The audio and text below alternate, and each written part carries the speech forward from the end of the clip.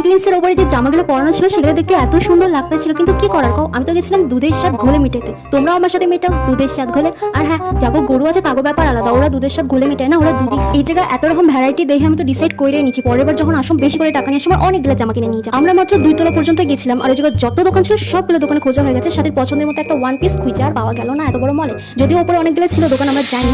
আবার আমরা নিচে এসেছিলাম, ওই জায়গায় কিছু দোকান খোঁজা খাজার পরে ফাইনালি একটা দোকানে গেলাম ওই জায়গায় ওয়ান পিস কেনার জন্য, কিন্তু ওয়ান পিস ওর পছন্দ হয় না এটা, তো ওইগুলো বাদ দিয়েও একটা জিন্স কিনে নিচ্ছিল। একে তো না খাওয়া, তার উপরে এতগুলো দোকান ঘোরা। বাড়ি আসার টাইম দেখলাম আবার বৃষ্টি শুরু। বৃষ্টি একটু কই মাসে আমরা বেরোয় পড়ছিলাম, কারণ সকাল থেকে না খাওয়ার প্রচুর জোরে খিদে লাগছিল। এই জায়গায় আমার সাথে ডিল হয়েছিল ঋত্বিকার সাথে যে আমি ওরে আমার ভাগের মাংসটা দিয়ে দিব, ওকে দুজনে আমরা ভাগ করে খাই নেবার, ওকে সাইড থেকে একটু একটু আলু আমার দেবো, কারণ আমার বিরিয়ানির মাংস বিশ্বাস করো একটু ভালো লাগে না, আমার ভালো লাগে আলু পেঁয়াজ শসা আর ভাত। কুকুরটা আমার কাছে স্প্রাইট খাবে চাই ভাবা যায়। এরপরে আমরা বেরোয় পড়ছিলাম বাড়ির দিকে, কারণ প্রচুর মেঘ করছিল, একদিক তো কালো মেঘে ঘেরা আর এদিক তো সূর্যের আলো, এত সুন্দর লাগতেছিল দেখতে। উদয়পল্লী এসে আমি ঢুকছিলাম মার জন্য জুতো কিনবো বলে, আর সাথে ঢুকছিল ওর জন্য আরেকটা কুর্তি কিনবো।